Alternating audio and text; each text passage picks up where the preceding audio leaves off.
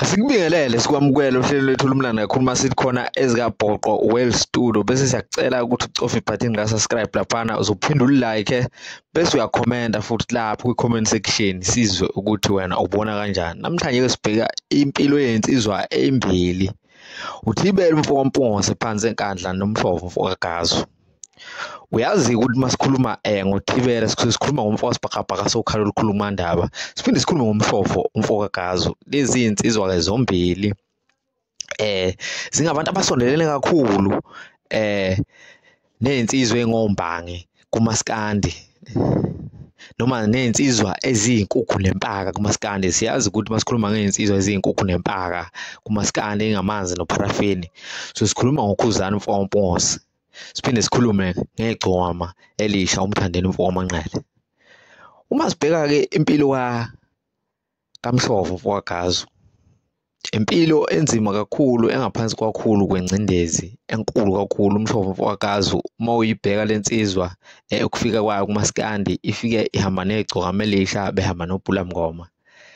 Uzokhumbula mfowethu benza ivideo yabo eyayithi awusithole kanzima thina abazali bethu bashiya sebancane. uMshovo mfokagazo wayehamba negcokama elisha, igcokama elisha ligqoke i-DMD yayinembali yelo mangaphosisi. Isikhovi la esafika khona emculo wamaskandi sizoyi introduce noma sizoyiveza kubantu. Sasihamba naye uMshovo mfokagazo engiqonda ukukutshela ukuthi selilide kakhulu ibanga sebelihambile kumaskandi. Bebambisene bobabili izinsizwa ezibambisene kakhulu isikhova nomhlovo mfokagazo. Noma kube khona la abantu abaye bekhale khona la kusala khona. Uyazi ukuthi umfokagazo enye yezinsizwa egezayo kakhulu. Uma ngikhuluma ngokugeza ngikhuluma ngensizwa egqoka impahla ebizayo kakhulu. Ngiphinde ngithi inhlaka kulolu hlangothi lwasemandaba. Ukhuzani umfokampongose nensizwa uThibela uyazi ukuthi izinsizwa lezi ezidabuka enkandla futhi eziqhamuka emzini owodwa noma izalwa ngokuhlukana, kodwa ukubambisana kwazo kukhulu kakhulu.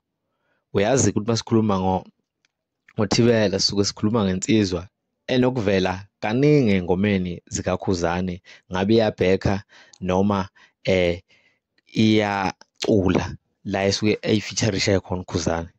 Isikhathi esiningi kunokuyithatha ifeaturishe engomeni noma ifeature engomeni esuke zomnsizwa, njengengoma nje eyithi wemfana lwela uthweni ungaqhathiwe zokushaya insizwa zokushaya inqwele. Ingoma yomnsizwa le, ingoma futhi ehawu le yokuvikisa umfana. uKhuzani ke mfowethu masingambheka eqopheleni lokusebenzisana nomuntu bephinde bekhulisana nomuntu, sibona uThibela kuyinsizwa ekhulayo ngokubambisana kakhulu noKhuzani, bebambisana beholana endleleni eyaphambili. Sibona uThibela ekhula kakhulu, sibona uThibela ekhanda umuzi. Siyazi ukuthi uyigithangoma eliqavile kakhulu masibheka amagithangoma kaKhuzani, futhi elibukeka lithe ukuhluka kakhulu kunamanye noma efana, kodwa ngokukhula nangokubambisana kwabo bebobabili kuye kube nokuhluka okuthize noma sazi ukuthi uThibela uyigithangoma. Into esibukayo ke sibuka ukuthi uThibela kumsize kakhulu ukuzehlisa nokuzazi ibanga lakhe bese kwazi ukubambisana nomfowabo uma embona ukuthi unethalente elichumile laphinde lavunywa umhlaba wonke njengoba sazi ukuthi uKhuzani udumo lezwe kangakanani. Lokhu kusiza uThibela ngalendlela yokuthi ukwazile ukuthi babonisane noma babambisane nomfowabo ngalendlela yokuthi uThibela simbonile, uThibela unomuzi wakhile, uThibela unesithabathaba somuzi. uThibela sambona uThibela ethenga imoto yokuqala kwaba bezizwe lonke igithangoma lithenga imoto esingakazi kubona emculweni, esingakwazi emculweni kamaskandi masingakhuluma iqiniso elemsulu.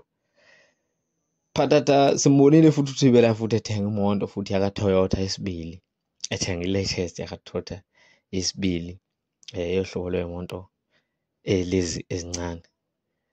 Kwasibabazisa futhi lokho.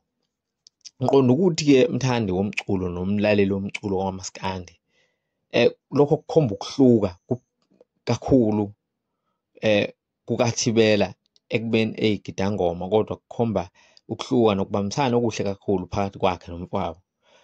kuphinde kukuvezele futhi ukukhula kamaskandi ukuthi ukuliphi izinga njengamanje. Lokho kukhomba ukuthi umaskandi usezingeni eliphezulu kakhulu futhi usuhambe ibanga elide, ngoba lokho kuchazela ukuthi mngakanani umsebenzi owenziwa uKhuzani uma eholela amagidangoma akhe. Kuveza ukuthi unesandla esingakanani. Uyefana nokuthi uyifemu, kuyefana nokuthi uma ugidela uKhuzani noma usebenza noKhuzani usuke usebenza efemini. Kukuvezela ngokusobala lokho. Siphinde sithi nhla ngentsha yasedoshini sibuke Mshovo Mfowakazi. uMshovo Mfowakazi elinye lamagidangoma aqavile kakhulu kumthandeni wamanqele, noma sazi ukuthi ikhona enye insizwa enqwele nayo kwezokugidangoma esingacishe sithi inkosi yamagidangoma, uShilisi Mfowalanga. Kodwa uMshovo Mfowakazi uyena osondele kakhulu enhlizweni yeGcokama elisha. Lokhu kwenziwa umlando uhamba sebelihambile nomlando abanawo bobabili, kugcina sekwenza ukuthi iGcokama elisha limkhonze kakhulu umuntu ofana noMshovo Mfowakazi, noma limhlonipha kakhulu uShilisi njengomuntu obhuti kilo, aphinde abe isibonelo esihle akade phambi kwakhe, njengoba sazi ukuthi uShilisi ufike eqala emculweni egidela ibhovu likadikadika ngoba esesebenza neGcokama elisha manje. Kodwa lokho akushintshi umlando ukuthi iGcokama elisha namanje usewubhuti kilo, liyamhlonipha futhi. Sibuka uMshovo Mfowakazi insizwa esingakazi sayibona ishutha umuzi wayo, noma ishutha imonto yayo, noma ishutha izinto zayo eziningi, kodwa siye siyibone nje ukuswenka kayo, sibone ukuthi umholo ukhona.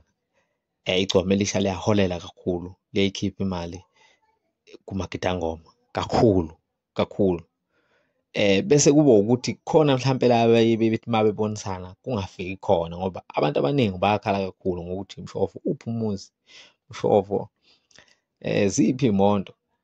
Kodwa uma sikhuluma ngomswengo, sikhuluma ngengezo, abanikazi bayo. Kanti uma ungathi uyabheka kulolu hlangothi la ngapha eMandaba, iy'nsizwa zakhona azikugqamisi kakhulu ukugqoka, kodwa igqamisa kakhulu ukubheka ekhaya. Siyazi ukuthi iGcokama elisha livele limakhele umashando nokuphosa kwenyathi ukushishiliza isithabathaba somuzi.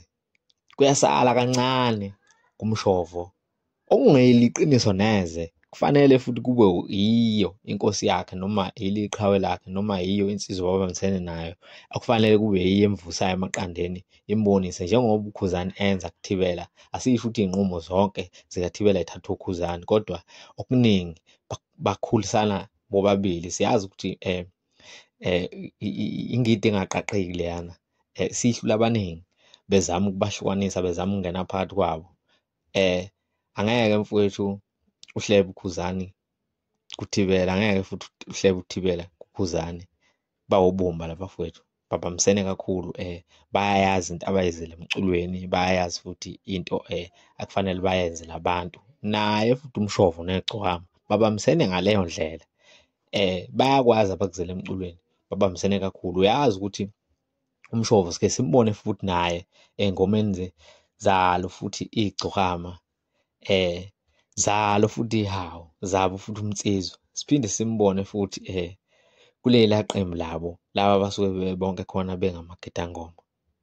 Okuyinto enhle kakhulu-ke lokho, kukhombisa ukukhulisana nokubambisana. Kodwa kukhona la esikhala khona singabathandi bomculo kamaskandi nabathandi bomculo eNingizimu Afrika, la lisalela khona ijongo noma insizwa uMshovo Mfowakazi.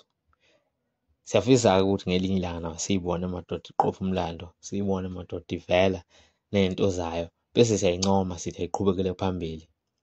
Kodwa nje sibuncoma ubuhle sibubonayo kukhula amagidangoma, ekhulula izinto eziyizimanga efana nokukhanda imizi nokuthenga iy'moto. Lokho kukhomba ukuthi umculo udlondlobele kangakanani, nabaculi futhi bayalenza iqiniso kubantu abasebenza nabo, ngoba umsebenzi owenziwa igidangoma ujule kakhulu. Kahle kahle ilona esingathi lijabulisa abantu kakhulu okudlula umuntu osuke ehola iqembu, njengoba kuye kube yilo eligidayo lenze yonke into esuke ijabulisa abantu abasuke bebuka ngaleso sikhathi. Isikhathi esiningi-ke labo bantu labo bebengaholelwa kakhulu esikhathini esidlule, kodwa nje begcina abaculi kube yibo abangogombela kwesabo. Kodwa manje siyakubona ukuthi kunokuthuthuka okuthile okuvelayo, ukuthi amagidangoma ayakwazi nawo ukuthi enze imali manje ngemicimbi ngale ndlela eyisimanga, Sikubonga kakhulu lokho ngoba siyazi ukuthi nabo abaculi bakusasa.